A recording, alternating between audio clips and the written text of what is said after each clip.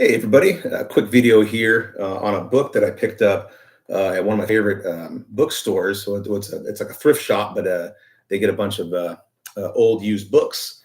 And I'm able to go in there and look at what they got sometimes. Sometimes they got some good stuff. I got like 20, 30, 40 books from them now. Here's a big one, City of God, St. Augustine.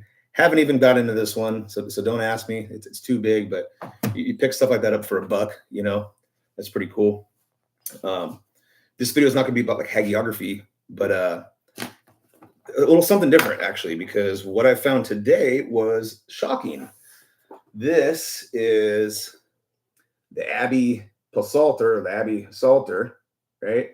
And this is essentially a book of Psalms that is written. I found out this one was written in 1981, and that's going to be really interesting here in a second. But in this book of Psalms, and it's beautifully written. It was only like $2, so I picked it up, and it's beautiful, and I really enjoy stuff like this, and especially the big print, like easy to read and everything.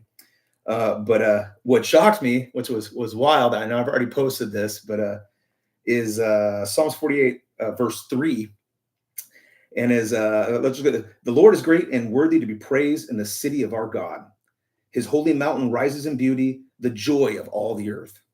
Mount Zion, the true pole of the earth, the great king's city. Sorry, I messed up. Mount Zion, true pole of the earth. That's what it says. Let me see if I can get that. Okay, so I was like, wow. That's a rad translation, especially for us people who believe we're in the little season, or rather that we know we're in the little season, right? And the location of the holy city, and how all the maps have been jacked up, and possibly even the Pangea stuff. And maybe all the land was in one spot, got broken up into four quarters, right? But just Mount Zion, the holy city, the floating city, whatever you want to call it. And we got all the old coins and all the other stuff. I have the other videos, quote unquote campus saints, but nowadays I just refer to as Mount Zion, or the holy city. But so we all know about like the other translations and whatnot. Of course we do. KJV, beautiful for situation. The joy of the whole earth is Mount Zion. On the sides of the north, the city of the great king. Now, the Hebrew text, tsaphon, or something like that, refers to Mount Zion being on the sides of the north or far north, right? In the New International Version, beautiful in its loftiness, the joy for the whole earth, like the heights of Tsaphon, is Mount Zion, the city of the great king.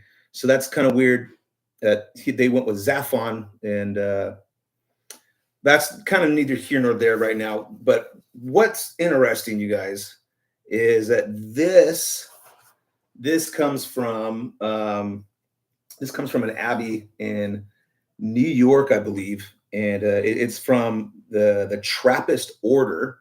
I don't know too much about this stuff, but this particular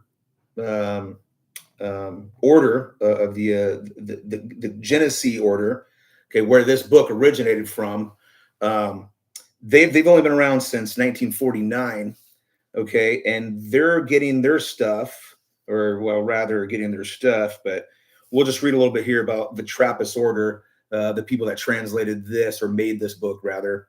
The Abbey of Genesee belongs to the order of Cistercians of the strict observance, more commonly known as the Trappists. This order traces its roots to Cistercian reform movement of the 11th century. The name Trappist comes from the Abbey of La Trappe in Normandy, France, where in 17th century, Abbot Armand Jean Le Bothelier de instituted a stricter adherence to the rule of Saint Benedict. Okay, so this is Saint Benedict line of thinking. The core principles of the reform is prayer, manual labor, simplicity, and silence. Right, and are the cornerstones of the life of or the cornerstones of life at the Abbey of Genesee. Okay, so 1981, they wanted to. They had an original book of Psalms, which is called the Grail Psalms. Okay, so this is when they established in the late 40s and all that stuff. I think they became prominent in the 50s. This abbey in New York, the Genesee, the Trappist monks in Genesee Abbey. The Grail Psalms, the Grail translation of Psalms, originated with the organization of the Grail, the lay women's group, in the 1950s. Okay, so first they had this Grail translation, but then in 1982. And this is, okay, real quick, this is what the Grail says, okay? Grail says, "Great is the Lord and highly to be praised in the city of our God. His holy mountain rises in beauty, the joy of all the earth. Mount Zion, in the heart of the north, the city of the mighty king." So in the heart of the north. And then in 1981, someone took it upon themselves to take that and say, the true pole of the earth. And I noticed how he doesn't say one of the poles. There's just one. There's just one, the direct center of this realm, right? The thing that our little magnets point to and the compasses. Okay, let's grab, okay, this is this book, the one we're talking about right now. Abbey Psalter. For the use, why don't I just have it right in front of me, guys? I had the little breakdown of, oh, yes, so the Abbey Psalter, for their own use, the monks of the Abbey of the Genesee created a unique edition of the Grail Psalms. This version, published in 1981, this is the book we're talking about here, is notable for its beautiful calligraphy and layout.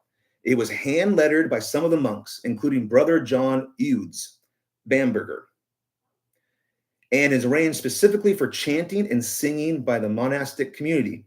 This special edition underscores the Trappist tradition of combining spiritual life with manual labor and artistry. Yeah.